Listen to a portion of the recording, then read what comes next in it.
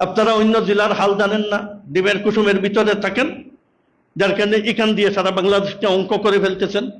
যে যে জায়গায় জামাতিরা পাশ করছে ওইসব জায়গার খবর নিয়ে দেখেন।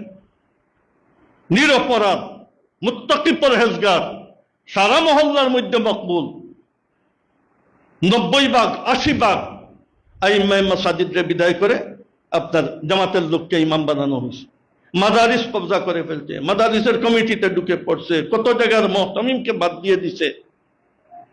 আজকে যদি এই দেশে যে ভূমিকম্প আর সাইক্লোন উঠছিল, চাঁদাবাজ বলিয়া আপনার বিএনপির বিরুদ্ধে, আমরা যদি নিউট্রাল থাকতাম, ওই জোটে তো যাওয়ার কোনো প্রশ্ন নাই, নিউট্রাল থাকতাম, তাহলে বিএনপি পাশ করা খুব দুষ্কর অবস্থা ছিল।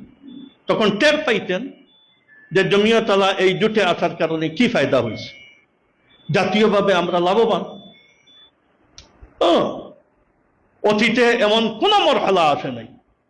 একচেটিয়া জামাতে ভোট পেয়ে যাবে, নির্দিষ্ট কিছু সিটে আপনার অসুবিধা ছিল, কিন্তু চোখ বন্ধ করি কোনো মানুষের খাবো খেয়ালে নাই যে কোনো ইলেকশনে জামাতে পাশ করে ফেলবে।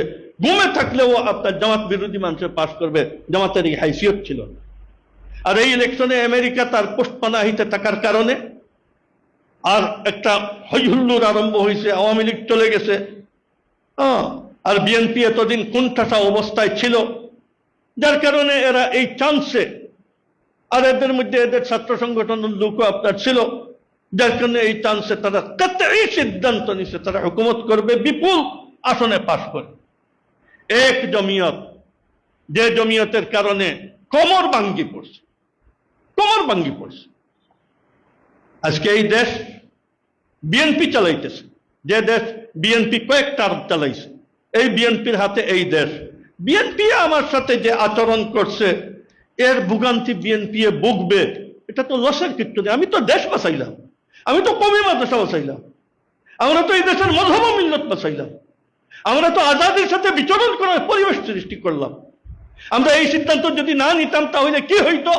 ব্রেনটা বড় হইলে আর সারা দেশ মোতালা করলে তারপরে বুঝতেন। এখন তো বোঝার মতো এই ব্রেন নাই, এখন তো শুধু এইটাই বুঝতেছেন, আমরা ফেল করলাম।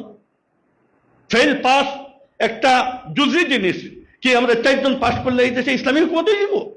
এই দেশে কোনো একটা বিল আমরা পাস করাইতে পারবো? কিন্তু পারবো। হ্যাঁ, এতটুকু এক নাম, এক সুনাম। আর এই সরকার কোনো দিন কোনো বড় প্রকল্প করতে পারবে না, তবিলে টাকা নাই। 1000 বড় পণ্ডিত হন, জমি জমা না থাকে, খেতে যদি ধান না পান, তাহলে পণ্ডিতিয়ে আওলাদের পেট ভরবে না, যার জন্য কোনো বড় প্রকল্প করতে পারবে না। সামান্য রাস্তাঘাটের, বাড়ির এলার রাস্তাঘাট কিছু করলাম, এতটুকু ফায়দা, আর একটা সুনাম, এছাড়া কোনো ফায়দা নেই। কিন্তু আমি তো দেশ বাঁচাইলাম, জাতিকে বাঁচাইলাম, কওমি অঙ্গন বাঁচাইলাম।